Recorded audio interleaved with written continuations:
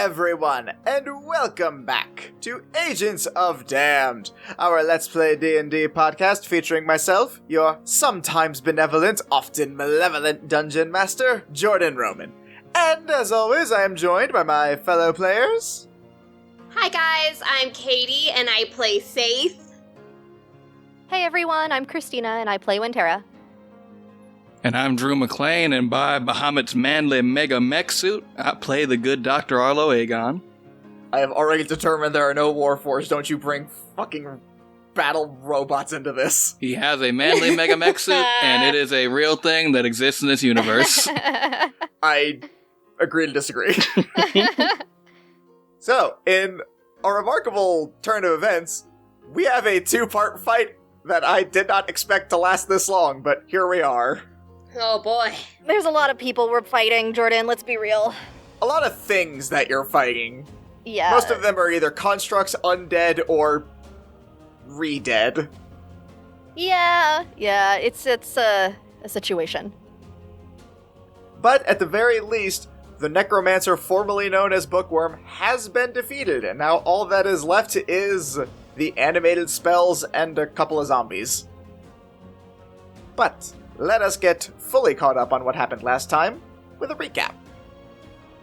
Last time, the agents spent a restful night with the Dark Knight family to prepare for the battle ahead.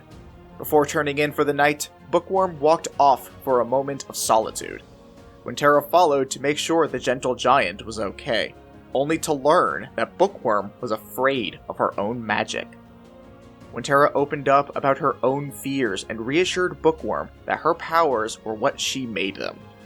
The two shared a moment in solitude before returning back to the cave. The following morning, the group met up with the aid they had gathered from Silverymoon at the border of the Midnight Woods and the Forest of Lost Giants. It didn't take long for the necromancer and the Finger of Death to appear, along with an army of corpse flowers and undead firbolg, as well as the other animated spells. The Dark Knights handled the army of the undead with Sibo's help, while Saith and Bookworm handled the necromancer, and Arlo, Wintera, and Granifor fought against the animated spells. As the battle raged on, backup from Damned arrived in the form of Nelg and Team Killers. After several close calls, including Bookworm and Wintera nearly falling, the necromancer himself finally fell. Bookworm used her dream spell to try and give her old friend a peaceful send-off. But the battle is far from over, as now the Finger of Death and the other animated spells still remain, and peace cannot return to the forest while this creature still exists. And thus we resume our tale.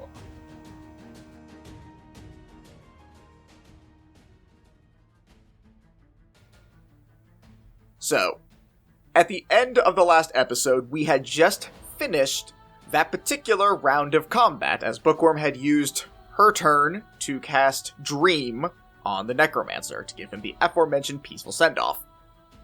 Which brings us now back up to the top of the order, which means I need you guys to roll me a luck check. I'll do it. 16. You are so goddamn lucky. Oh man! What does that mean? I don't know, but I don't like it. Or maybe we do. As the necromancer's ashes scatter to the wind, you see that the hand, or rather the Finger of Death, appears to start shaking as if angered. And then it makes a snap. And you start to feel rumblings from underneath the ground. And as the ground starts to rumble, you begin to see more undead rise up beneath you. All of a sudden, you three, Bookworm, and all of your aid are surrounded once again. They quickly manage to overwhelm Sibo, who is unable to do anything to fend them off other than fly away as his precious cannons are now destroyed. He appears quite upset. as this happens, one of the corpse flowers lashes out towards you all. And in that brief moment, a light passes by at blinding speed, instantly destroying the corpse flower that was about to attack you. You all turn to face the direction the light came from. And at the edge of the forest, you see two figures. One is this ethereal creature that appears to be made of starlight. It wields a bow made of light, and it seems to be the source of this light. And the other creature next to this thing is none other than Holly. Yay! The ethereal creature Yay! then drops its shroud and says, "No one lays a hand on my family!" As Otelo is also with her. Yes! I am now sending you guys over the final sheet with Holly and Otelo's abilities on it. Are they different from the ones that are on Holly's list from the other list? Well, this one's also fully compiled from all of them, so it also includes Nelg and Team Killers. Sweet. So you don't need multiple God sheets anymore, bless just you, this one. sir. Had to keep it secret somehow. So as that happens, Holly says, "Sorry it took so long. I wasn't sure how much the time dilation would affect things. But we managed to come back with some help." That's okay. Things are going still. Help is appreciated. It's very good to see you, though. From behind them, you hear, "Good." And a large, lumbering figure makes his way out of the woods. And you all see Oberon. Oh shit, the hunt is on. "Agreed, young druid. It is indeed." And he raises a hand, and from the forest behind you, you see an army of Eladrin riding atop Pegasi emerge from the forest top. "We honor our deals in the Fae. Now hopefully one of these undead cretins can offer a challenge worthy of our armies." And in one deft motion, the army descends upon this newly formed army of the undead. You no longer have to worry about the undead in this fight. Oh good. Yay! That's reassuring. However, Yep, there it is. you now see that the hand, still trembling with rage, along with the other animated spells, turns and begins to flee back into the Forest of Lost Giants. Oh, absolutely not. Mm-mm. Wasn't the hand within my reach? Like opportunity attacks and such? You went off to attack something else because it was still in the anti-magic circle, if memory serves. Alright. However, we are now back properly up to the top of initiative.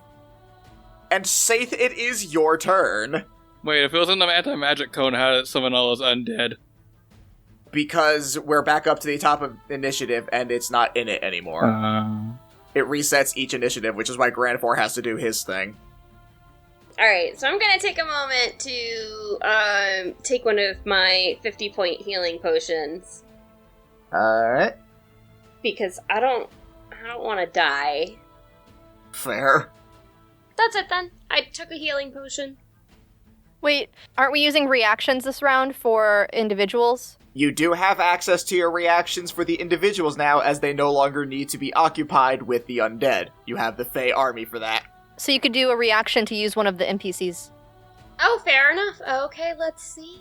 Drew was so thirsty for it last time, I figured I had to give it to you quickly this time. Fair enough. Oh. Yeah, send little bear boy to do his wall of fire. Okay, so you send off Oliver. He, on all fours, just barrels forward, and then as he digs his paws into the ground, he raises them up high, and just before all of the animated spells, a wall of flame immediately erupts before them, cutting them off. So they are still well within range of you guys. Oh boy, that's a thing that happened. Okay. You good? Nope, let's go. Let's keep fighting. Okay, with that, we are now at the lair action. Are you guys going to have Granifor still do his thing? I mean, yeah, probably. Wait, wasn't he included in everyone, so someone else would have to use their reaction for that? No, his was a little bit different in that you guys decided whether or not he was available as a reaction or whether he was doing his anti-magic beam. In which case he is indisposed of for the round, but is also keeping at least one of them from doing something. Yeah, I'd say anti-magic beam is probably for the best. Okay, yeah. Then I need someone to roll me a d8 to see how many he gets. I'll roll it. That's a 7. Let's see which one is allowed to do something. Come on. Come on, Mage Hand. Just fucking Mage Hand, like, walks out like, guys? Guys? You don't know what Mage Hand does, my dude. I have it with a specific effect. Okay, so it was pretty close, but with a nat 20, Cone of Cold gets to do its thing. Fuck. Yep, that's kind of the worst one for y'all, sorry to say. So I need all of you guys to make me a Constitution saving throw. Green dice, I shouldn't have used you. I have a feeling this doesn't pass. It's not terrible, but it doesn't pass. 15. 19 for me. Oh, man, I only got a 21. Okay, So I'm a T-Rex. so Big dinosaur. you are a big dinosaur. So Dino Arlo, because he has Saving Grace, takes no damage on this. And also because of Saving Grace, Winterra only takes half, as does Saith. So you two are the only ones that take damage on this one, and that will be 18 points of cold damage. That's already half. Okay. But that is all that they are able to do. So, Winterra, you're up. Okay. So, I believe right now, because I had the temp HP bear out, we have the Great Axe. So, I'm gonna go ahead and swing at it. Swing at what specifically? The Cone of Cold, Okay, because I'm not happy about it. fair. Does a 25 hit? So close, but yeah, it abso-fucking-lutely hits. Okay. Yeah, I buffed all their stats between now and the last fight because I didn't like how bad I got beat.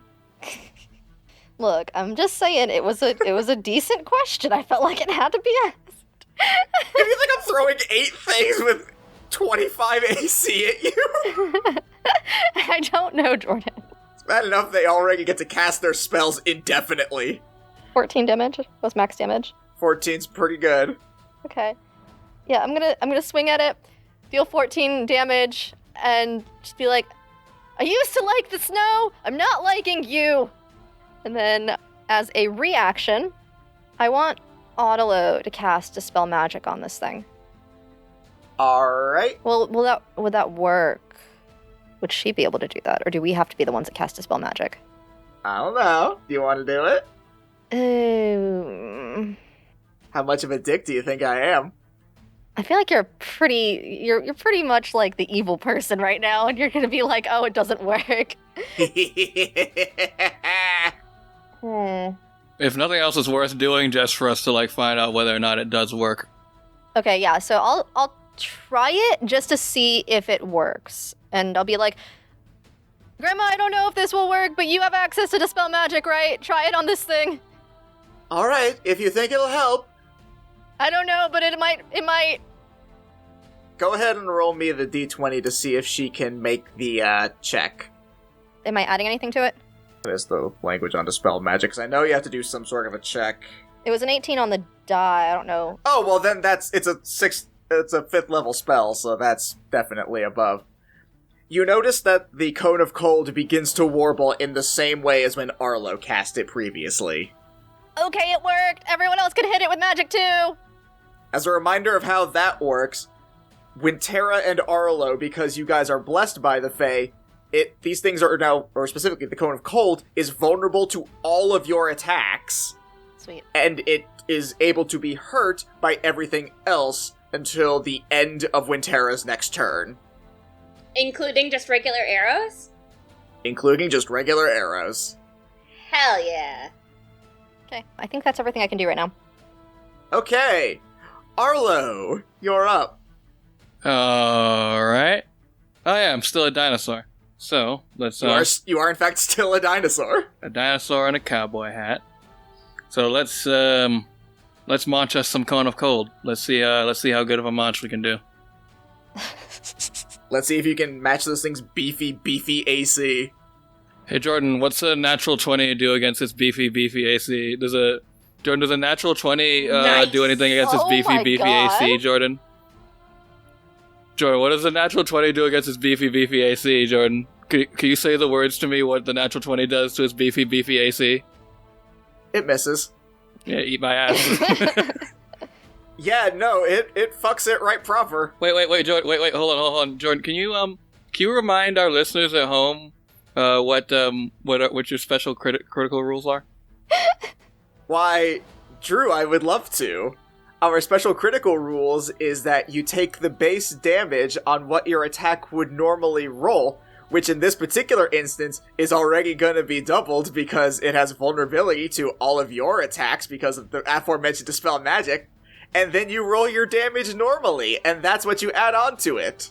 In other words, we may not have a Cone of Cold at the end of this attack. Now, ladies and gentlemen of the jury, I'd like to submit to you that a T-Rex's bite attack does 4d12 of damage. Plus 7. Plus 7. 4d12 plus 7. So let's roll us some dice and then do us some math. 96 at base damage before you even roll. I'm sorry, hold on a second. What was that base? Before we add, well, hold on, wait, no, 96 plus 14 is gonna be 110? I'll just say this right now, Drew, if you want to roll just for that sweet satisfaction, you can. You don't need to. You hella don't need to. You know what? I'm not going to. I'm just gonna not roll. I'm just gonna say, like, it's dead. Yeah, if that's the base is more than its current HP. So it's very dead. It escapes, like, Gratifor's eye beam, and then, like, it gets hits with this spell magic, and it's, like, still trying to not stay down, and it's like this powerful spell has been doing all of this damage. And then just, like, from off-screen, a giant mouth closes around it, and then it just, like, pans out, and it's just the dinosaur wearing a cowboy hat, and with his tiny, tiny T-Rex arms, he gives a thumbs up. May I offer a slightly alternative telling I think you might like a little better? Alright, what happens? So, here's how I imagine this. When Terra goes up, smacks this thing with its great axe, just big, giant swing, as this thing is flying, Autolo casts Dispel Magic. And then as this thing is careening, warbling and out of control, it just flies into your mouth Pac-Man style, and you give it a quick swallow. And then thumbs up. And you hear, like, the Pac-Man, like, music, like, ew, ew, ew, ew. Wak, wak, wak, wak, wak, wak, wak, wak, wak, wak, wak, wak. And then the eyes come out and it goes back to center area and you have to deal with it again. No, I'm just kidding. No, that is the Cone of Cold absolutely gone. Neat. Wintera is very wide-eyed at watching Arlo do that. She's like, remind me not to make you mad while you're a T-Rex. You're the one who made him a T-Rex. I know. This is a very easy problem for you to avoid.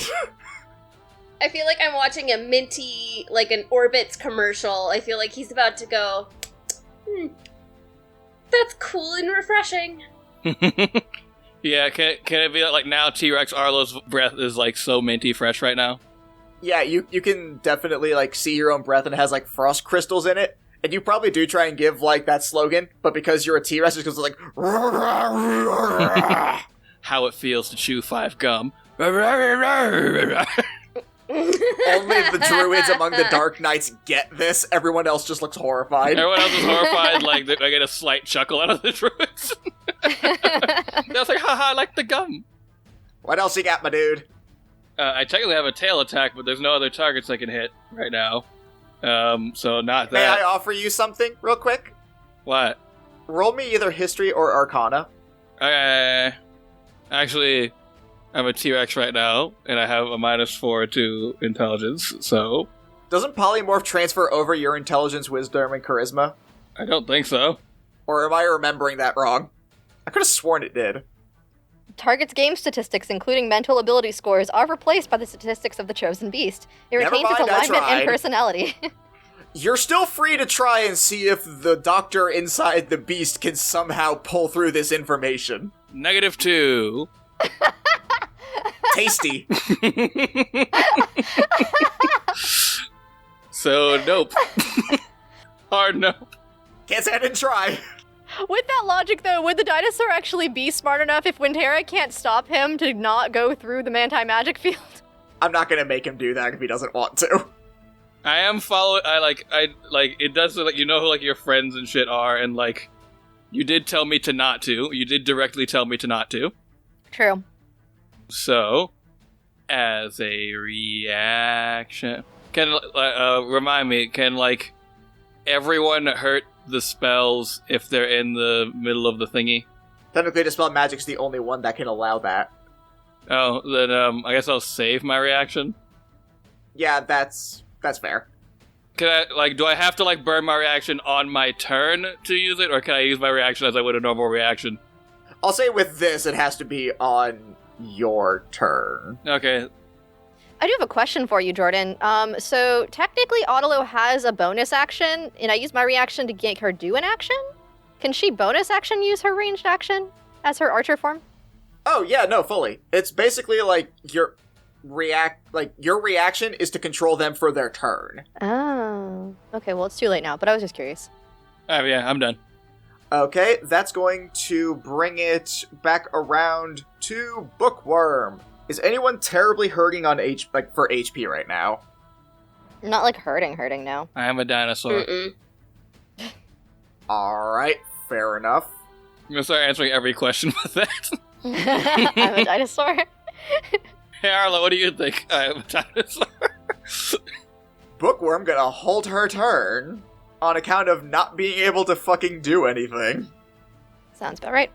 Because it's a druid mood. Yeah, that's how they balance out beholders. It's really powerful, but no magic can exist in it whatsoever. That's not really how they balance out beholders. We're not supposed to have access to use of one. It's not the intended No, use. I meant like they can't use their I-beams inside the anti-magic zone. What? Yeah, they can. No, they can't. Really? Really. Oh, I've been fucked over in a lot of D&D campaigns then. Yeah, no, that's fully not how that's supposed to work. Those are all magical, which is how you balance that out. They have to pick one or the other or target something outside of the anti-magic zone in order to do that. That's way more reasonable. Yeah, exactly. That's what I meant. Anyway, we're back up to the top of the order now. Saith, you're up.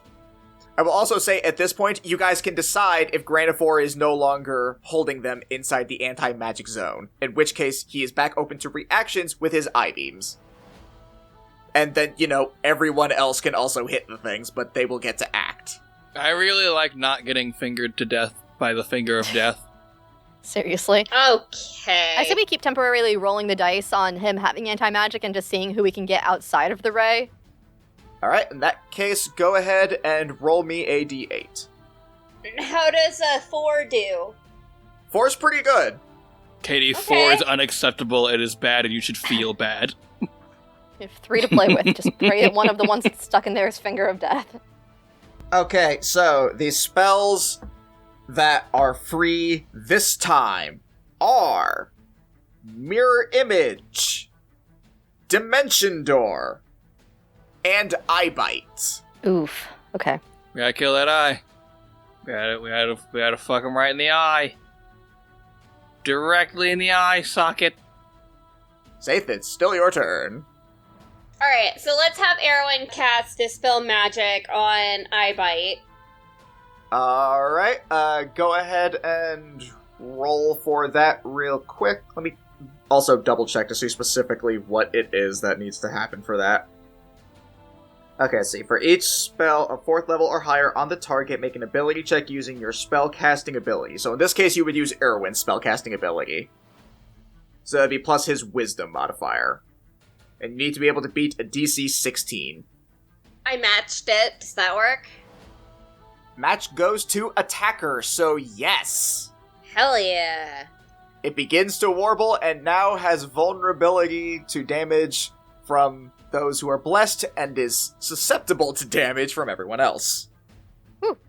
Alright, Saith is gonna fire on that son of a bitch. Can you guys imagining a warbling eye? Because it sounds like it would be upsetting to look at. And don't forget, it has teeth on its eyelids. Hey, Jordan, what if it didn't have that? What if you Alright. stopped saying that? No, because it's called Eye Bite. Alright, the first hit's a 19. It hits! It'll be just one moment while Katie gathers all of the dice she's going to use to literally fuck me in the eye. I mean, it's only 18 damage. That's still pretty good. Yeah.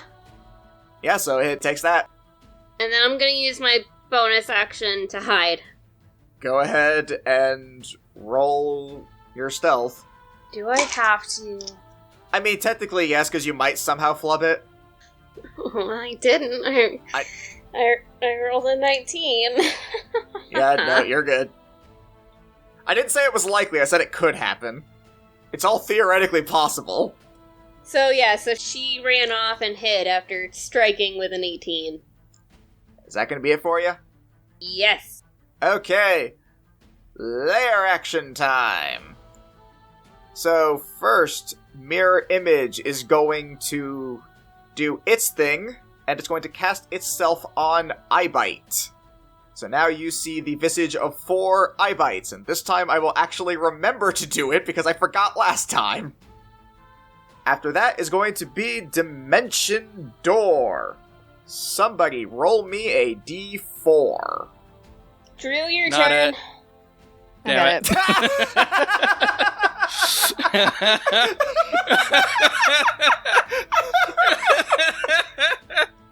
I got a 2. I think that's me, isn't it? That is, in fact, you. So the Dimension Door is going to close on you and warp you into someone else. You take 11 points of force damage. Alright, hold on. Let's see if we still have Dino Arlo. Yes, we do. Nice. That'd be the saddest way for that to go down. Next up is going to be Eyebite. Roll me another d4, please. Let's see. Fuck. Is it you again? It's me again. Roll me a wisdom saving throw as the eye zooms in on you and peers into you. Alright, you said wisdom. Yes. Realistically, this shouldn't be a problem for any of the people this could affect. I actually rolled kind of bad. That's a 17. That does not pass! Shit. Oh! Oh, I didn't actually think I'd be able to do this! One moment, please. As I remind myself specifically how Eyebite works. I know what it does generally, but I just need to make 100% Does sure. it bite your eyes? Oh god. No, it does so much worse. In fact, here's what does happen. Wintera, Yeah. you fall asleep. Great. Love it. Which means you drop concentration. Yep, no more Dino Arlo. Arlo is still like gnashing his teeth like he's a dinosaur, but then realizes he's not anymore. Does he do that thing where he tries to play it off cool? Like, nah, I was just being I was normal. chewing, I had gum. I was chewing gum. Remember the 5 gum joke? Everyone remember that? That was what I was, yep, alright, cool. When Tara goes down, still like swinging, like sleep swinging her great axe / staff, depending if it stays a great axe. Oh, no, absolutely not. Anything that you were maintaining drops because you are unconscious. Well, no more shepherd, Tara. Nope. Great. Awesome. On that note, Wintera, You yourself can't do anything. I will, however, still allow you to use a reaction to control one of the NPCs. Yeah, then, like, yeah. They can do that as an action. Can they really? Okay. That's how the sleep of Eyebite works. Someone else has to wake you with an action or when you take damage. You know, if you're feeling brave enough. Yeah, actually, that does work and would allow us to still attack, so I'm gonna have her dad get angry that she fell asleep in battle and shoot her with an arrow. No sleeping on the field! And thunk. Go ahead and roll to hit with him. He has a plus 11, so I hope he actually can hit, but he actually might not. Her AC is really good. Doesn't he have an advantage because you're unconscious? Oh, he does. Good. Yeah, he barely hits her AC. Yeah. He just, like, hits you in, like, the foot. Ow! What have we said about falling asleep in the heat of battle? It wasn't my fault! There's a magical spell! Be stronger! And then I assume you have him use his other attacks to shoot the Eyebite. Yes. I'm imagining, like, little baby, like, Tara who, like, fell. She's like, Dad, I scraped my knee. And he's like, oh, sweetie, be stronger. No. That's a vastly different number than I thought it was, because I didn't see the 1. 27 to hit? Yeah, fully hits! Okay, I thought that was a 7 at first. I was like, fuck. Okay, 1d8 plus 4. Oh yeah, I also probably should take some amount of damage. Hold on. Yes! No, you absolutely take damage from that. Okay, I take 10, and then this eye bite's also taking 10, and then shoot it again. That's a nat 20. I mean, believe it or not, that does hit. So, let's see, it's gonna be... I'm not recapping our crit rules again, I already did that once. Base 12, plus another... So that's 22 on the crit hit. Jeez. He was both upset that she fell asleep and mad at this thing for making her fall asleep. Double tears of dad anger. With that said, Wintera's looking a little rough. What's Pantera at? 34. Jesus! She's gotten hit a few times! Fair enough. Safe with that 21 earlier. Jesus, what's she at now? She's fine, because I healed for 50 and then we got hit for 18. But she's good right now. Okay. So, technically, it's still your turn and you are awake now. Oh, okay. Great. All it took was 10 damage. Seriously, okay. True. Well, in that case, let's go ahead, since I can't go back in my shepherd form. Have you used all your shifts? You only get 1. Oh. Well, that was actually a very smart move on my part then. I thought you got 2. Mm-mm. Sweet! You don't have magic resistance anymore. That makes her easily killable by comparison. Okay, how many of the spells can I get in a straight line, Jordan? Now that there's actually some that are no longer inside of this eye field. Roll me a d6. 6. All of them, Excellent. as it turns out. She's pissed. She doesn't like this falling asleep in battle. She's just as mad as her dad was. She's like, how dare you make me fall asleep in battle? And she's gonna like kind of vibrate with electricity that comes down from the sky and flows through her, and she's gonna ride the lightning through them. And That's such a cool fucking spell. I love it. Okay, so, real quick, as you're doing that, oh fuck, I should have had you do that before. Oh well, whatever. I'll have you do it for this one because I forgot to do it the other times, even though I said I wouldn't. Roll me a d20 and see if you want to roll low this time to see if you manage to hit the eye bite. Okay. Because despite my insistence that I'd remember, I did forget again. That's a 3 on the die? Stop it! I can't! I'm supposed to be killing you! Yeah, you hit the real one. Great. Awesome. Nice. Anyway. You ignore mirror image because it's apparently not good, even though it seems really powerful, but no, you rolled a 3. She goes through all of the mirrors, I'm guessing. That's actually what happens, I figure. She just aims at all of them. I can't miss if I hit them all. But which was the real one? I don't care. One of those is vulnerable, right? So it's going to take double damage? That would be the eye bite, yes. Great. Okay, perfect. That you hit somehow. 17, so that one takes 34, and then everything else takes 17. Fuck me. Is that going to be it for you, Wintera, as you lightning surf through all of these spells, dealing ridiculous damage to them? Yes. Okay, Arlo, you are up. Marlo looks up over at Stab and Jim. He goes, "Hey, Stab and Jim, you familiar with the haste and waste maneuver?" Ah, yes, one of my favorites! Would you like to get hasted so you can stop wasted? Ing. I'll work on it! Well, yeah, we're gonna workshop that, because it was really like a cool moment. You kind of stepped on it by fucking it up, but yeah, let's do that. I usually operate at a solid 90%, sir!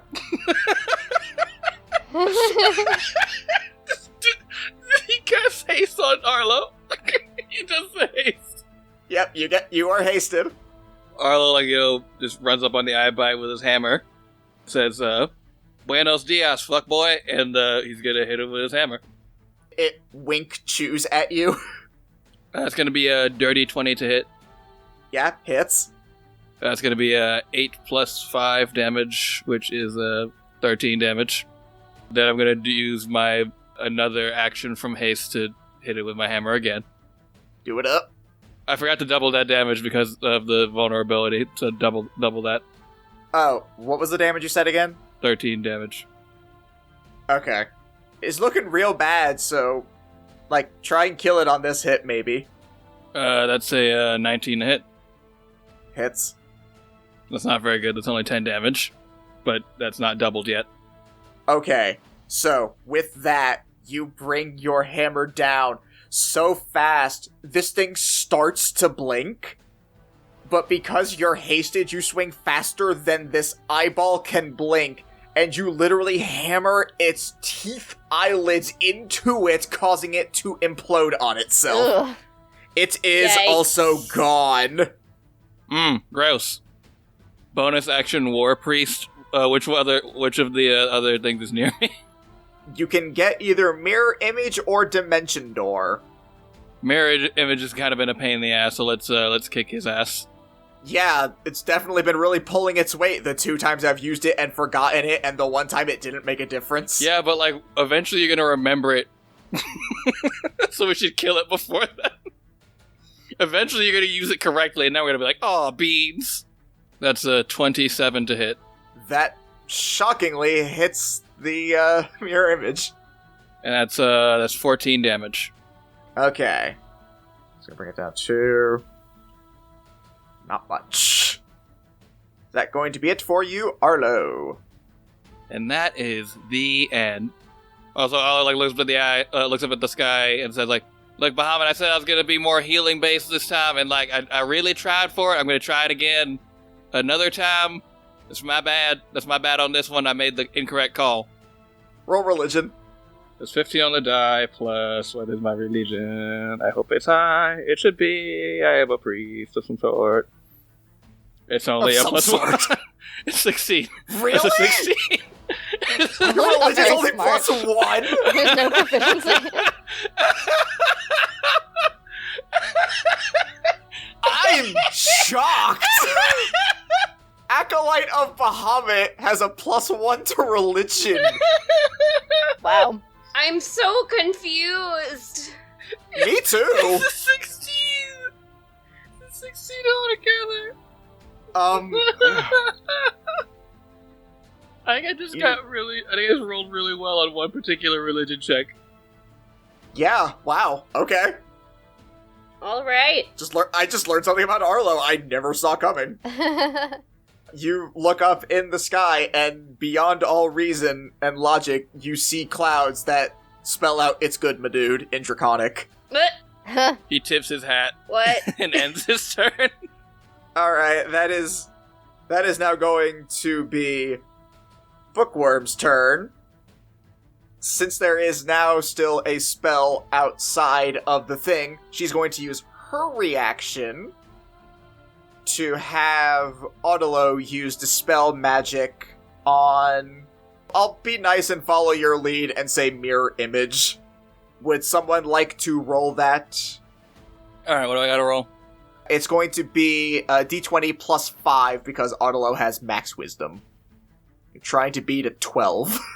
It's a 7 plus 5.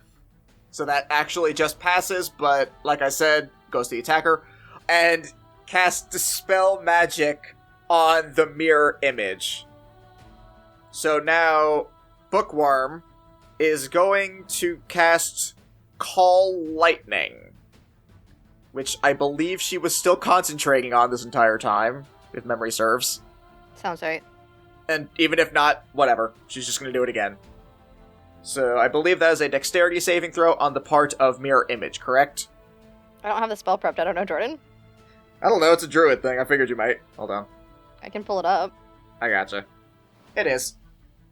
Oh, wow, that was really close. So Bookworm has a spell save of 17, and Mirror Image got very, very close with a 12, so it's going to take 3d10 lightning damage now.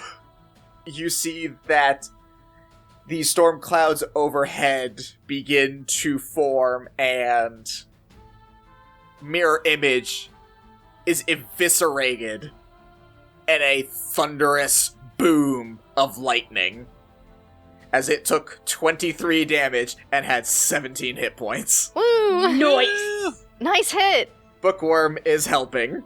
Arlo holds up a hand for a high five from Bookworm. Did you roll that? Yes. She's a shy bean, and as someone with social anxiety, I need to be accurate to it. But she's feeling good, so she matches you. Hell yeah. Yay! It's a very meek high five, but, she still did. Aww. It's like one of those, you hold up for a strong high five, and they just kind of, place their hand on yours very quickly instead of, slapping it. I will also say, with how well she rolled it, you would know, that was pretty good for her. Arlo just gives her, a nod of approval. He's like, hell yeah.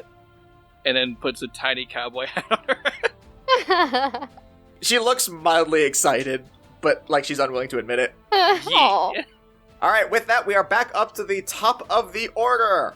What's Grana 4 doing? We're down to 6 spells. You are down to 6 spells. What is left is Mage Hand, Magic Missile, Fear, Dimension Door, and Finger of Death. Actually, no, you're down to 5 spells. Hell yeah. Because you've defeated Mirror Image, Cone of Cold, and Eye Bite. Those spells do not exist anymore.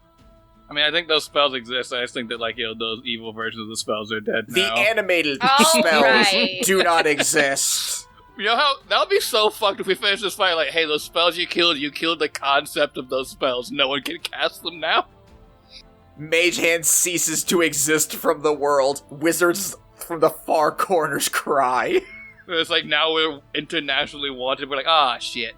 Do we feel comfortable if Finger of Death is allowed to go out and about, or do we want to try for the Ray again?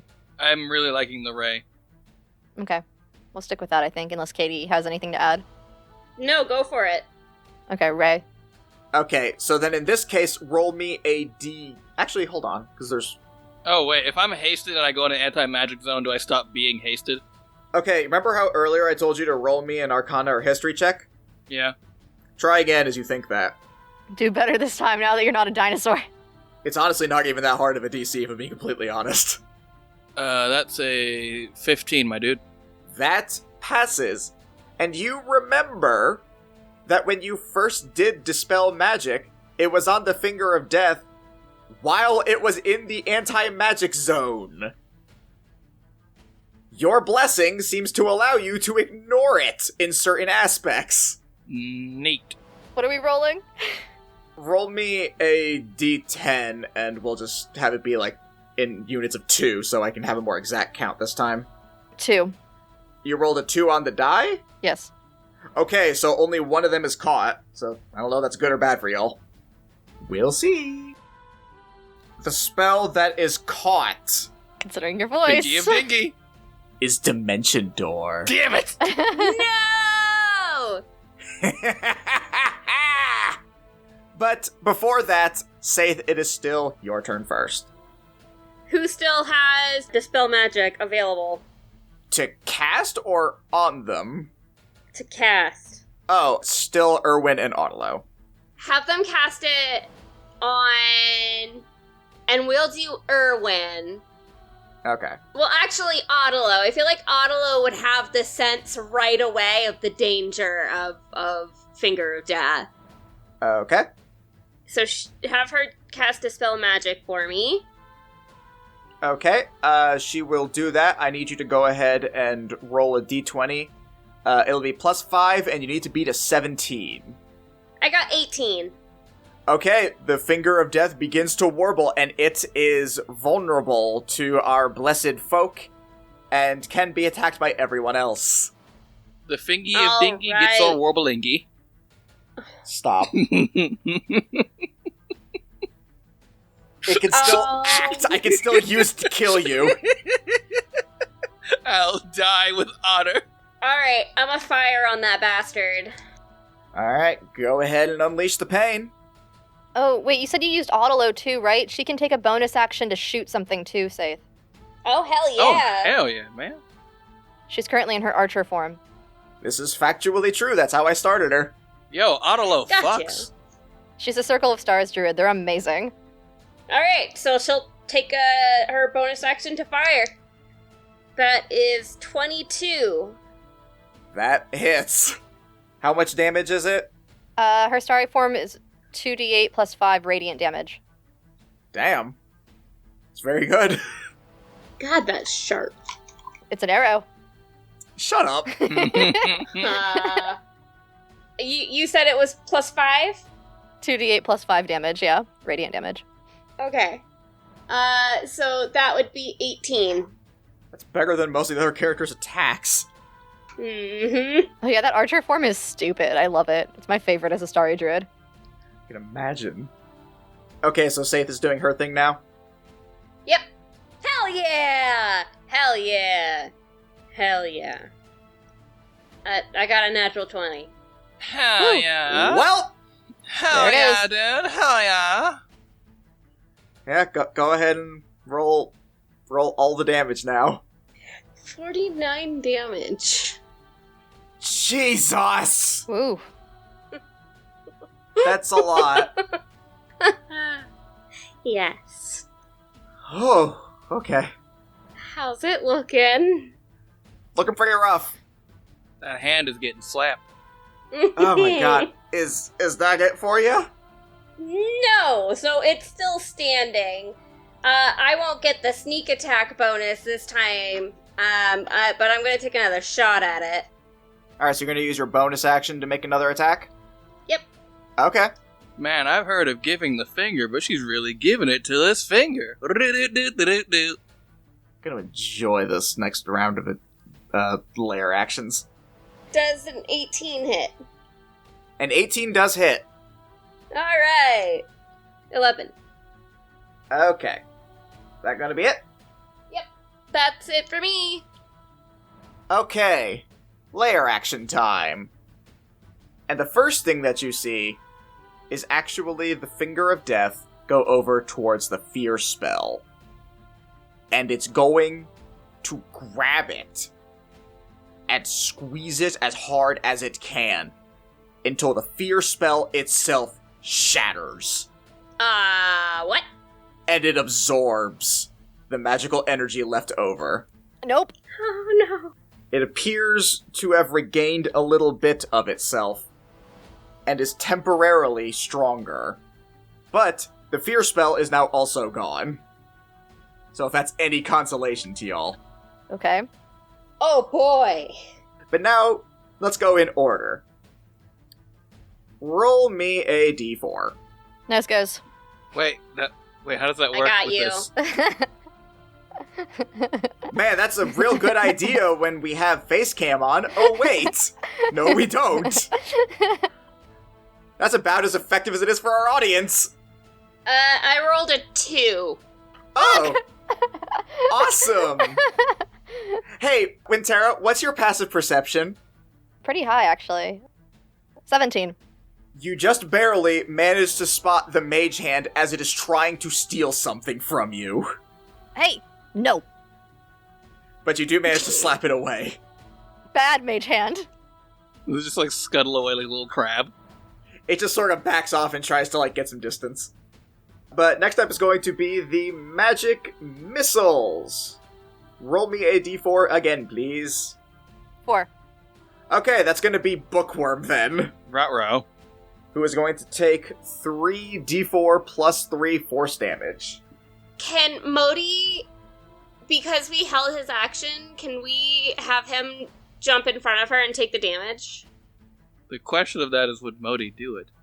But Yeah, that's kind of what I'm thinking. can we roll to see if Modi is becoming our friend and would, like, sacrifice his body to help Bookworm? He's Jordan. gonna reappear. I mean, yeah, I guess Modi's not even, like, really his body. Modi, he doesn't give a shit. He doesn't give a shit about that. Modi is like his clunky loner body. Fair. Counterpoint. Saith has been a bit of an obnoxious douche to Modi as of late. But she is currently upholding her part of the bargain they made where she's not using the museum apparatus. I will say for this, roll me persuasion versus his insight. 22. Modi looks at you and gives you a sly grin. Roll on your devil sheet. Or rather, roll to see if you trigger it. A 17. Okay, you're good, and he does comply and will move in the way. However, because he has cat HP, he really only is able to buffer one of those before he poofs out and then reappears back at you as a cat. So you will reduce that by 1d4, I will give you. Awesome. That is still going to be 8 points of damage. I'm gonna pull out a little bit of dried fish jerky and kind of, like, hold it up to him. He gives you a dirty look and says, We've already established I'm not a cat. You can cut the facade now. Just because you're not a cat doesn't mean that you don't deserve some sort of reward for when you help me out. he just glares at you. Anyway, the Finger of Death is going to attack one of you now. Fair enough. Who wants to roll this one? I got you. 2. Fuck! Oh shit, no! Delicious. Oh, God. Absolutely delicious. This is a great art, guys, when Tara's gonna die. And Sarah, roll me a Constitution saving throw, please. Okay. That's fine. This is fine. This is normal. Yeah, death's been pretty normal for you now, hasn't it? 3 or 4 times now. Thank God. 21. A 21 will pass. I will say, with that, since you are not afflicted by it because of the saving grace, you notice that while it doesn't affect you, this one did feel more powerful, as if because it had absorbed fear, it was able to upcast itself. Fuck. So, you know, fun thing to be aware of. Anywho, that is going to be it for them now. Wintera, you are up. Make it count. Okay. So, above the character, I rolled a d6 to see what Wintera would be thinking right now about something, because there's an item she has not currently used yet. Ever. And I got a 6. So I'm thinking she's going to be freaking out. She's going to take a deep breath and kind of look back towards Oliver and look back towards Bookworm. And Saith, how far away are you from Wintera right now? I probably 30 feet. But you're like up in a tree or like in a bush? She's not hiding right now. What do you need? Saith, throw me the star bomb. She puts the star bomb in the bag of holding and hands it to the cat. Cat runs off towards you. For expediency's sake, it gets to you. Wintera like quickly pulls it out and she's freaking out. Like you can see she's shaking and she's kind of like looking back between Oliver and Bookworm and everyone else. And she's going to cast Star Bomb at a 4th level, centered on the Finger of Death. So anything within 15 feet of it also needs to make the same con saving throw. After I rolled to see if I hit it. And I got a nat 20 to hit it. Holy shit. Roll me a d6. Okay. 2. The magic missile is also in range. Okay. Is what I will say on that one. So you said that you need a con save from both of them? Yeah, and I'm doing max fire damage on the Finger of Death. So it's going to take out the gate 24. And wait, isn't it vulnerable right now? Yes, but it also got a 19 on its save. Okay, well this isn't the save. This was my hit. So Okay. for my hit, it's already vulnerable and I crit. Mm-hmm. That's 53 fire damage. And then you said both the Finger of Death and the magic missile saved on their con save? No, only the Finger of Death passed on its con. So it's going to take half this damage. It's going to take half of this radiant damage. But because it is vulnerable, it just normalizes out. Okay. And then the magic missile will take the full. So they both take the full. Okay, nice. And that's 26 radiant damage. The magic missile is no more. How is the Finger of Death looking? You said 26? For that second part of the hit, yeah. It's looking bad, but it is still there.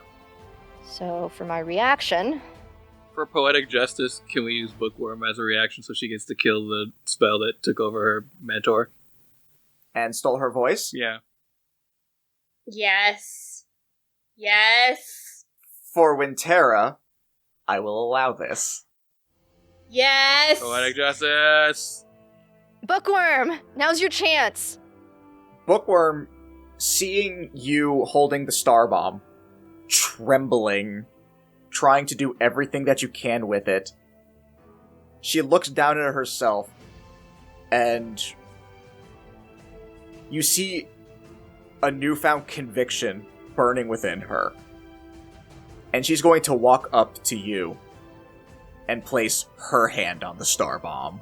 Oh shit. And she is going to cast it while it is still in both of your hands at a 5th level on the Hell Finger of Death. yes. Damn, son! And because you are still holding on to it, I am allowing her to temporarily have the blessing's power. Oh my gosh. You may roll that beautiful, beautiful damage. Oh my god. Okay, do I have to roll to hit again? Yeah. Okay. Yes.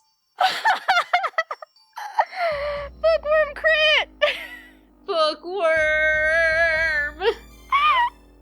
As this power radiates through both of you, her being next to you, having her hand on top of yours, that anxiety, that fear that you felt, it almost seems to melt away. And you suddenly feel the full extent of your shepherd powers as you re-enter your shepherd form. And the two of you channel as much power as you can into this star bomb, centered square on the Finger of Death. And you unleash a powerful blast that radiates through the entire field. And when the dust settles, none of the spells remain. Bookworm, we did it. Bookworm looks to you, and as you feel the breeze blow by, you hear, "Yeah, we did." And then, out of nowhere, both of you are grabbed and picked up as Ulrich is hugging both of you ecstatically. "You did it! That was absolutely incredible!" He puts you both down and actually takes a good look at you, like in your shepherd form, and says, "It's an interesting look, I like it." Thanks. I found out about it, a day ago. You wield it well. Holy shit, this has been one day for us. Is that Drew or Arlo? A little of both. Both. A little of both. Everyone comes back over to you guys, and you're just in this big group huddle as everyone is celebrating happily. Eventually, Holly makes her way over and places her hands on your shoulder and says, Tara, I am so proud of you. She embraces you in a hug as you start breaking down. Why would you say that? I know it's true, but why would you say that? She pulls apart from you for a second and says, let's go back home. All of us. You all make your way back to the Midnight Woods.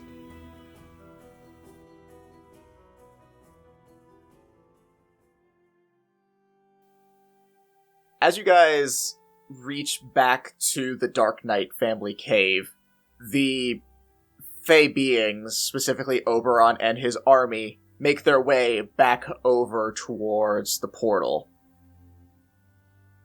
And they turn to you and say, we have held our end of the bargain as agreed. Should you ever need us again, we are only a short trip away, my shepherd. And he bows to you. Same as always. He then turns to Artelo and says, it has been a pleasure, but I believe this is where we shall depart, yes? And Artelo nods and says, yes, I believe it is. What?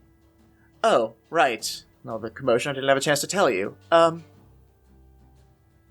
been fired. Oh?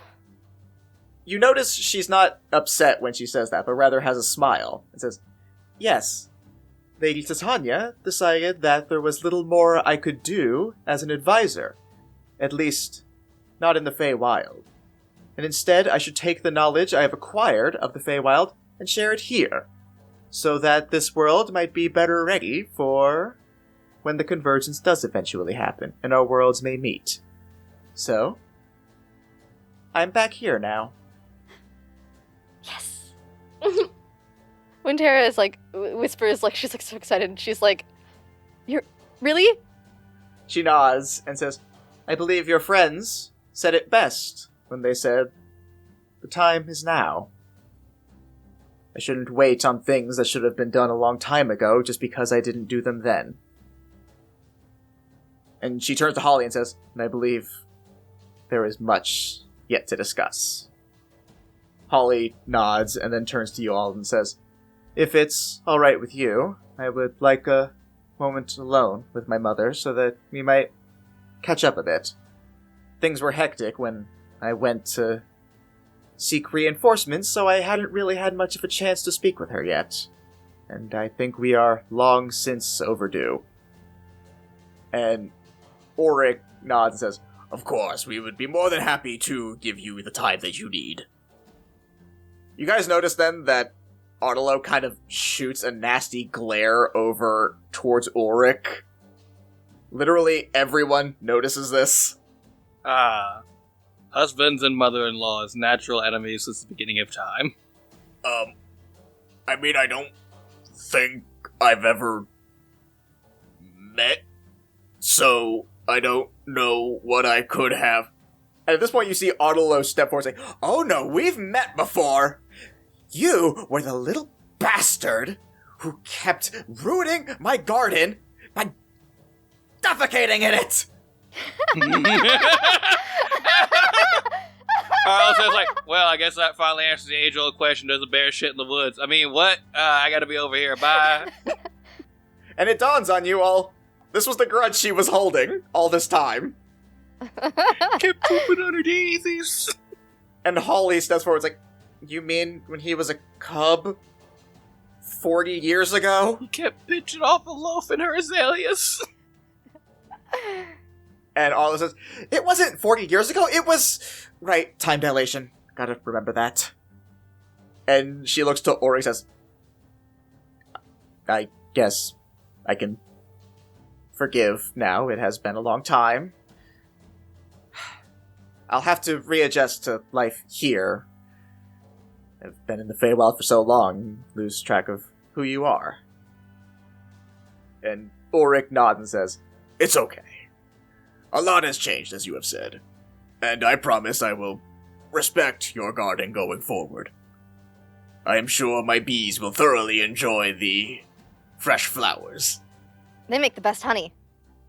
There's a slight twinkle in Arlo's eyes as he says that. But then Holly takes Arlo by the shoulder and they walk off. Auric at this point picks up Oliver and says, I suppose I'll put the little one to bed. He's had quite a day. And Oliver just lets out like a big yawn. He's like, no, I'm fine. I can keep going. Erwin and Nell go like, we're actually gonna head back over into town. Been a while since we've had a chance to hang out, so we're gonna kind of try and take the most of it, if you don't mind. And they sort of like just bro fist. You guys doing a boys' night? You want to join? I'm in. Erwin actually looks at you guys like, I'm pretty sure I promised you guys a drink, yeah? Hell yeah. And as you guys approach, Erwin actually puts a hand on your shoulder, Winter, and says, if you want, you can actually join up with us later. I think your friend might like a tour of our forest. I don't think you've had the chance since things have been kind of hectic. Oh. Yeah, things have been really crazy. Bookworm, do you want to see the rest of the forest? Bookworm blushes and nods. And then as Erwin walks over back to the group, he whispers in Arlo's ear, I didn't even say who it was. Yeah, your sister's, she's real nice. She's a little dense when it comes to matters of romance. She is very insightful on everyone except her. Yeah, it's almost impressive. Sure, we'll go with that. And so as everyone disperses, Tara, where would you like to take Bookworm? Hey, so... You know how I think I made the joke before. I was angry because it was back when I was cursed, but the tree ghosts. She looks nervous. Well, they're not real, but there's a place called the Great Tree. It's not too far, and we actually have to cut through the Wisteria Glen to get there. The flowers I gave you from the first time I came here. Let's go that way. I think you'll like it. She nods enthusiastically and walks with you.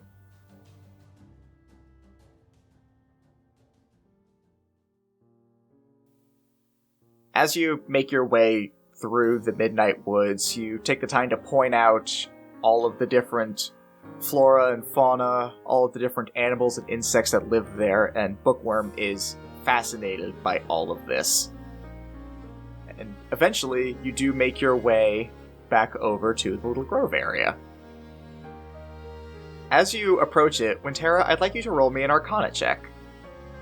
And you may have advantage on this check. 18. You notice everything seems to be just as you remember it. But because of how much stronger you've become as a druid, some of the things that you've taken as normal, you start to notice as a little odd. For example, there seems to be a green glow emanating from within. There's a breeze that seems to almost form a wall around the place. And it suddenly dawns on you something that you hadn't realized before. This is a druid's grove. Most druids, when they get strong enough, gain the ability to create one. And whenever a druid focuses on making a grove, if they are consistent with it, it becomes permanent. And it seems as though someone has made this their grove. Can she sense whose magic it is? You can, not even through the magic, but I would say through the ever-familiar smell. You recognize that Holly has made this grove. And you can also tell that with an 18 that this is definitely a permanent grove and has been one for some time. It almost seems as if this may have been made when you were very young. So that's how she got through it. You also know that druid groves are protected unless the caster allows someone in. We're both inside. Yep. Proceed.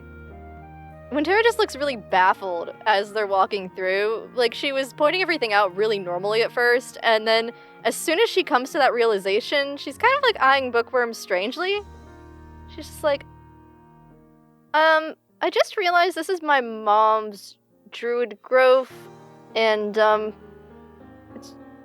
it's weird that we're both here. Bookworm thinks about it for a minute, and then you feel a breeze and hear, maybe she lets you all and the people that you trust in. I do trust you a lot. Thanks. She looks away timidly.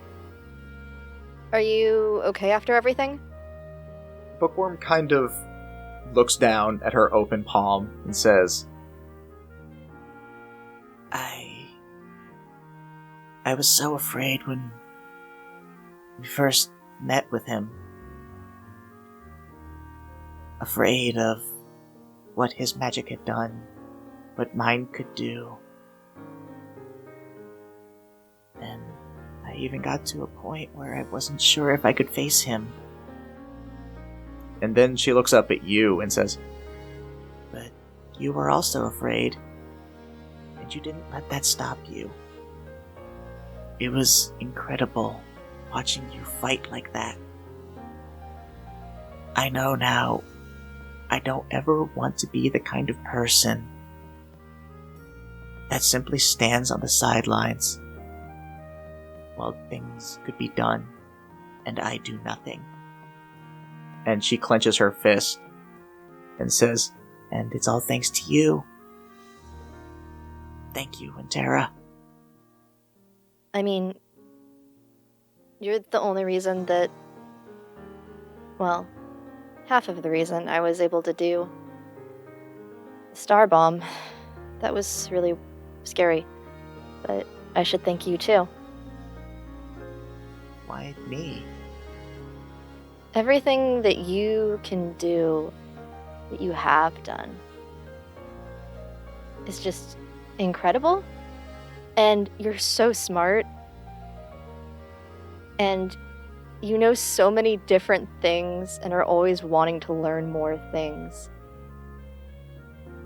And just knowing that you are the best friend I've ever had, and that you were able to get through what you could, and that you were standing there. I had to keep fighting, and I had to do something to stop everything, and that just seemed like the best choice. Bookworm sort of looks off with a meek but noticeable smile. And as she's looking around, she takes a moment and then says, I know this might be a little selfish to ask, but do you mind if I plant something here? Not at all. Thanks. I want to make sure that my friend can rest in peace. I know you guys may not agree with what he did, but I know he was a good person and he meant well. And I want to honor the friend that I remember him as, instead of the monster he became. And she takes out the pressed giant lily that the necromancer had been wearing and plants it in the ground and then casts plant growth on it. And it begins to bloom into an actual giant's lily. A new species for the Midnight Woods. Wow, they're even more beautiful in person. you wanted to show me the tree as well? Oh, right. It's this way. And with that, you guys make your way out of the grove.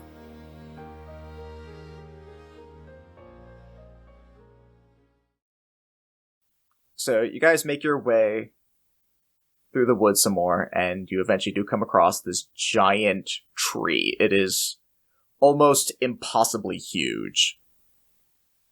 And you stand at the base of this tree.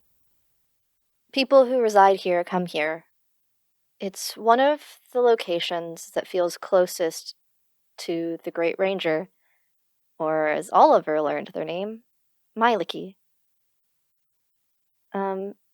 I thought maybe being here might give some answers, because while the forest is rid of the things that were causing it harm, I know there's still a next for the Forest of Lost Giants. But I haven't been able to think of what that next will be. And she kind of places her hand on the trunk of the tree and reaches a hand out to Bookworm, and she's kind of reaching out spiritually to Myliki to see if she can get some kind of information about what would be best to continue healing the forest. Roll me a religion check. Oh, wow. Okay. 23. Well, damn. So, you place your hand upon this tree and you ask Myliki for some form of guidance as to what should be done next. And then your ears perk up as you hear something approaching from the side. You look over and you see this strange creature that you've never seen before. It looks like some kind of purple wolf with brilliant blue wings. And you've heard legends of this thing. The great healers of the woods that serve Myliki and repair the damage done by those who would dare do it harm. The Shamrosh. It looks at you, and you can kind of just know that it's here to begin doing its work. And it turns in the direction of the Forest of Lost Giants and flies off. I never thought I'd ever see one of those in person before. You feel a breeze and hear, "What was that?" They're known as Shamroshes. They seek out forests and other natural areas in order to help repair them, and they'll stay around until they can. By the way that one looked, it's been around for a while. But it can finally do what it's supposed to. You see Bookworm hold a hand up to her chest and grab at her scarf. And a tear rolls down her face as she smiles.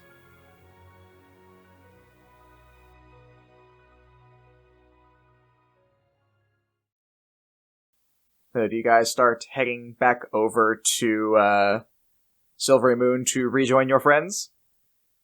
Yeah, I think Wintera will look at Bookworm and say, "Do you want to join the others?" She wipes a tear from her eye and nods, and you hear, "I think so." Okay. But only if you're ready. In a surprising move, she actually takes your hand and starts to guide you back to town. Takes that as a yes and is going along. So, as you guys get closer and closer to town, you start to hear a bit of a commotion. And as you all, or rather as you two, finally arrive, you see that a large festival has begun in your absence. Granifor sees you all and says, At last, here they are, the heroes of Silverymoon. Come, join us in our grand celebration. Oh boy, this is a lot.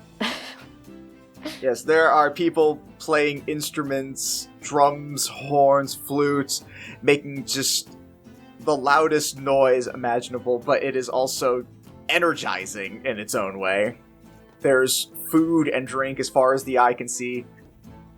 You even notice that your friends are off to the side. Arlo and, say, Nelg and Erwin have all kind of started partaking in this celebration while you were off doing your thing.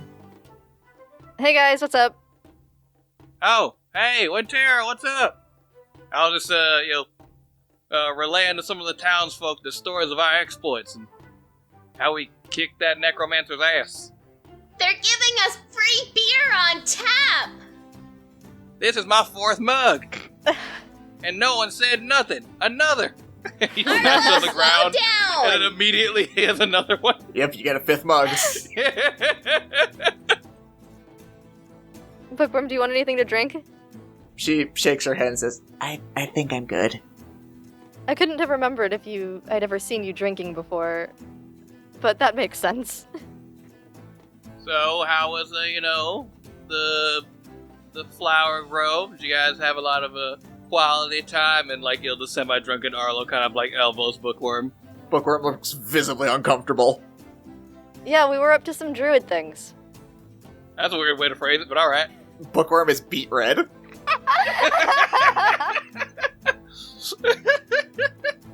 I mean, that's what it was. I don't know what you're talking about, Arlo. I mean, I don't think it's just a druid activity. I mean, I get that it's, completely natural, but I wouldn't call it, just a druid thing. Wait, what are you talking about? We went to see the great tree so that we could figure out what next to do about the Forest of Lost Giants. What did you think we were doing? Also, that is what I thought that you were doing. He's obviously lying. Do I even need to roll insight?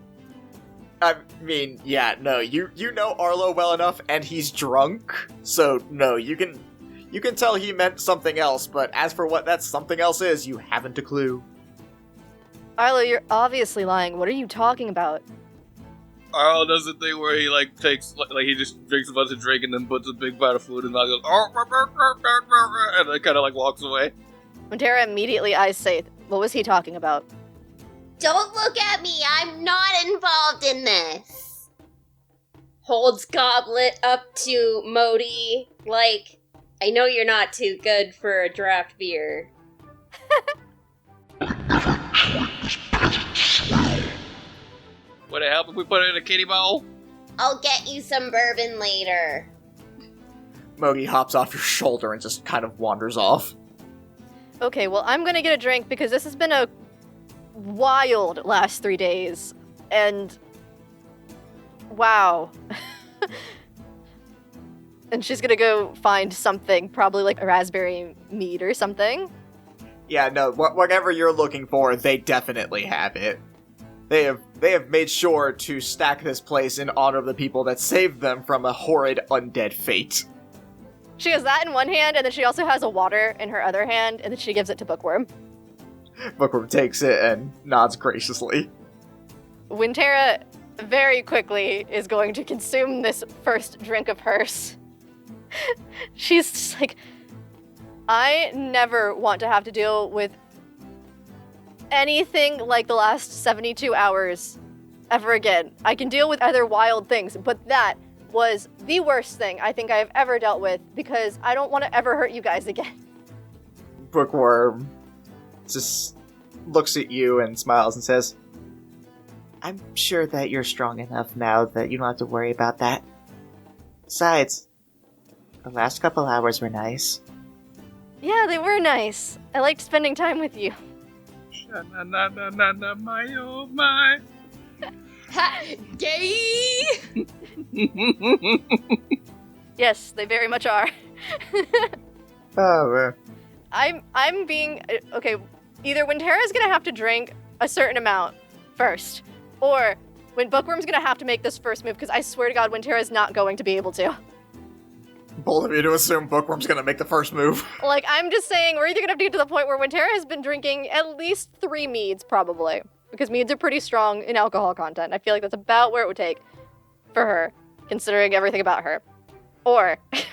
At this point, I was actually going to ask if you guys wanted to continue partaking in the party, maybe even spending the night, or if you guys wanted to go ahead and wrap things up and head back to base. I say party, because I still want Arlo to go get coffee for Ryan.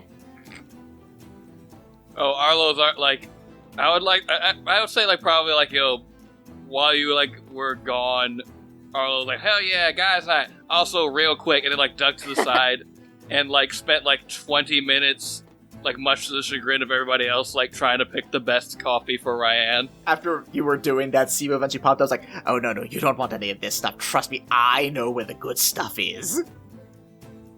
And he's like, alright, so let's say hypothetically you were looking for someone who like, yo, very business-minded, focused, even-keeled, passionate, beautiful, don't mind that last one. Got it? And he kind of is like, inadvertently that goes into like a rant of like, like while trying to describe Ryan to get like her coffee taste, kind of inadvertently starts into like a rant of like things that he likes about Ryan. Aww. That's adorable. So, with all that, he's been, like, taking meticulous notes. And he says, alright, well, fortunately, because of my activities over the last several days, it would appear that I've I didn't expect this to happen, it's sort of a weird side effect. I've almost forgotten how to do canon stuff, but now I'm really good at coffee stuff. So, if you give me a little bit, I'll catch up with you later, and I will have the best cup of coffee you have ever seen. Really good at coffee stuff, you say? He looks closely and notices that Sibo for some reason has a man bun now. He's like, that checks out. Oh boy. Yeah, it's weird. It's almost as if I've done like a subclass shift or something. In meta terms. Okay, I'm gonna roll a d20. Okay. If it is a 15 or above, Wintera is going to say something. But if it's anything under a 15, it will not be said. I want to use a coin of absolutes. Well, do you want to know what I rolled first?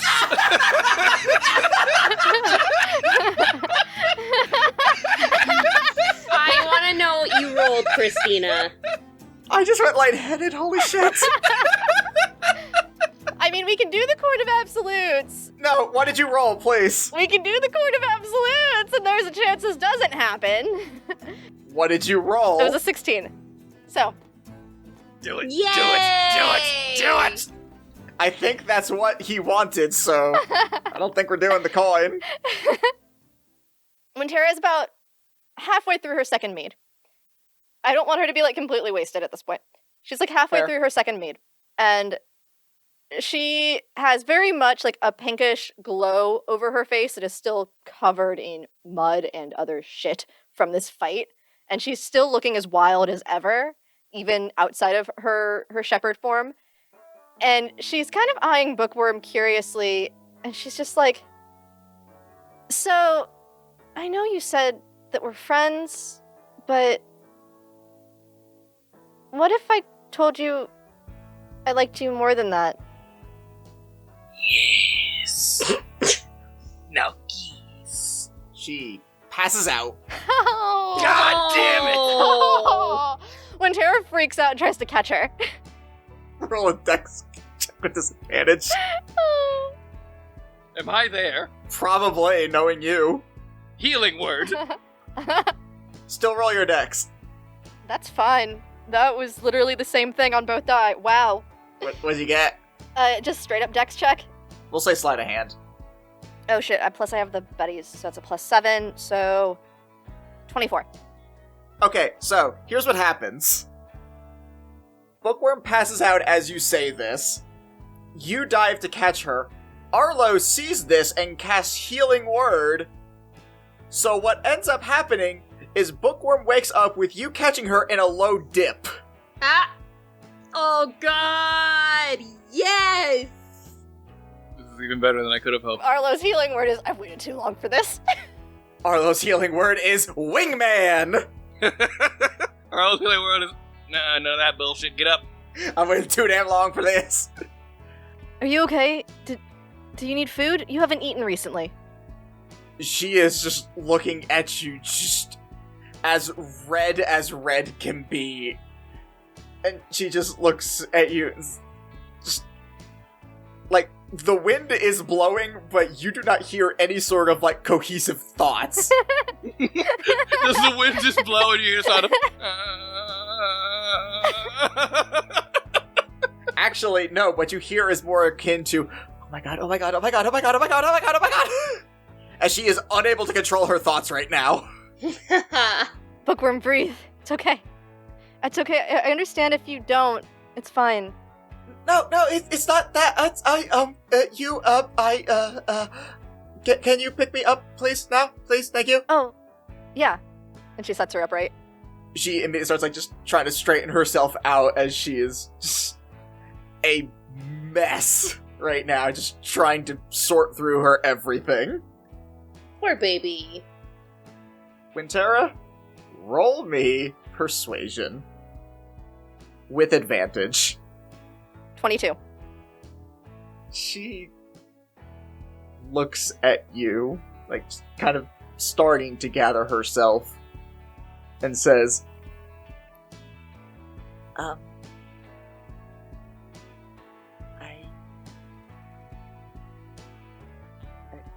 guess I like that. Wait, really? She gets inexplicably redder as she turns away, just, like, so unbelievably embarrassed.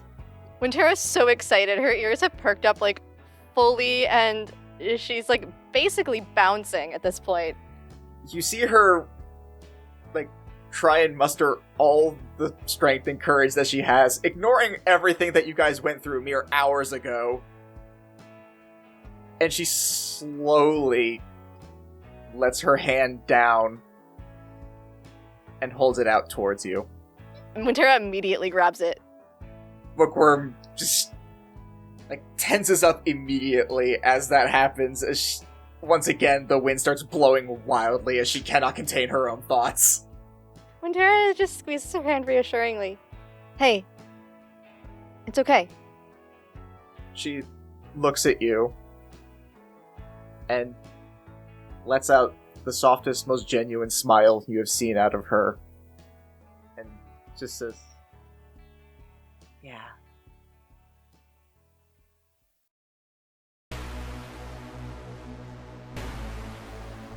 And that is where we shall pause our tale for now.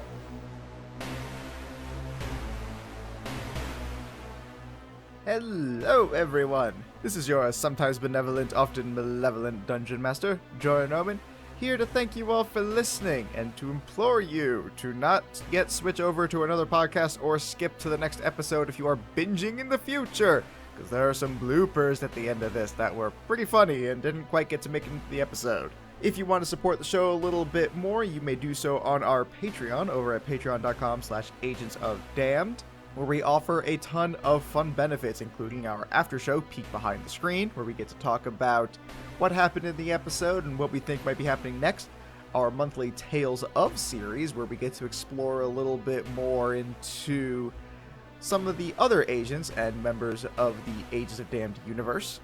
And if you go high enough, you can even get some shoutouts at the end of our episodes, like SC Lark, who has decided to support us at the highest tier possible. Thank you, SC Lark. It is greatly appreciated. He will be, or they, I don't really know, will be entered into a monthly raffle that we have for a one-shot DM'd by a member of the Agents cast. So I'm sure they are looking forward to that. And you know where they can find out a lot about what we're like?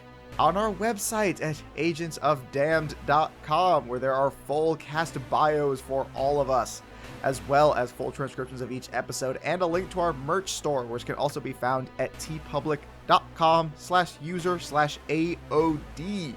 If you want to find us a little bit more socially, then you can find us on Facebook at AOD, at Instagram and TikTok at Agents of Damned, and on Twitter at Agents of D. If you want to tweet at us personally, you may find me at Pokechap, Christina at Greekachu, Katie at Missy Mystery, spelled MYSSY Mystery, and Drew at Liger Cero, spelled CER0. If you want to talk to us and the community that we are starting to formulate, then you may do so on our Discord. We occasionally tweet out links to that, so be sure to follow us on Twitter and keep an eye out for that. And if you want to see what we do in other, less tabletop-y kind of games, then we do also do Twitch streaming over at twitch.tv/AODcast. I try to stream every Saturday from noon to 4 EST. Sometimes my internet doesn't really let me because I live out in the middle of nowhere, but hey, I do it when I can. If you enjoy the show, then please feel free to leave us a review. It helps us out a lot, and share it with a friend. Help spread the word. Until next time, bye.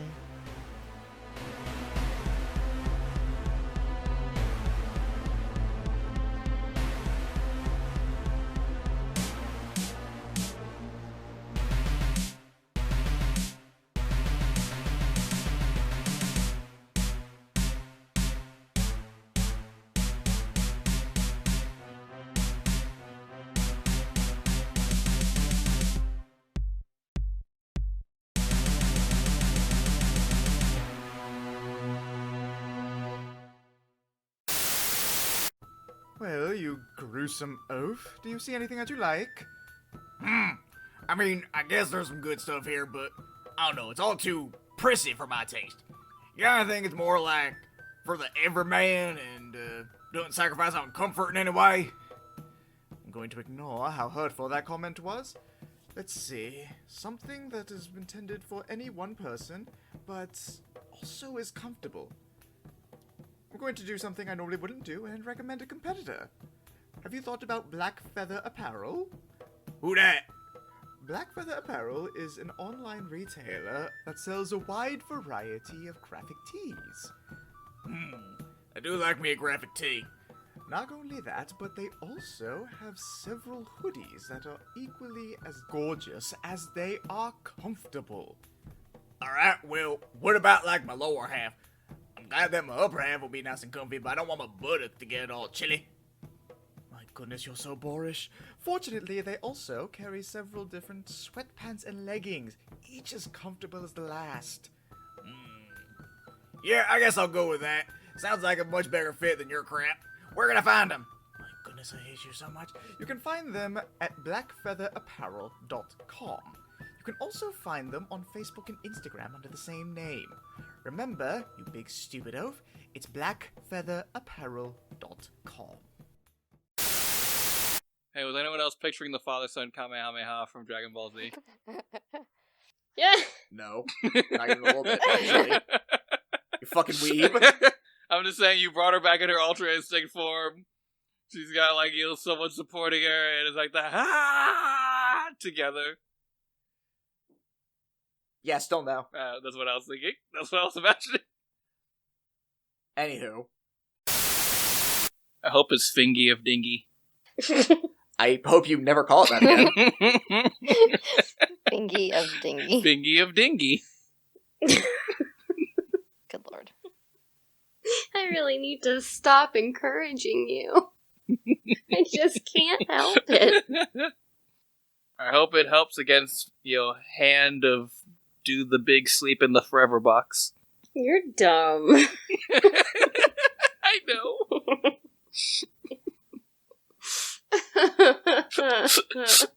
I tried to top Fingy of Dingy and nothing tops that. This is good. I think that was just your magnum opus. I don't think you can do any better. Actually, no, I just remembered that I named it Hand Drew Fancy Fingers a while back, and that's pretty solid. That's fair, yes. Okay, so Ulrich at this point picks up Erwin and says, I suppose I'll be putting the little one to bed. He's had quite a day. Wrong name. What did I say? You said Erwin. Oh. Erwin struggles like, no, Dad, I'm fine. Like, Dad!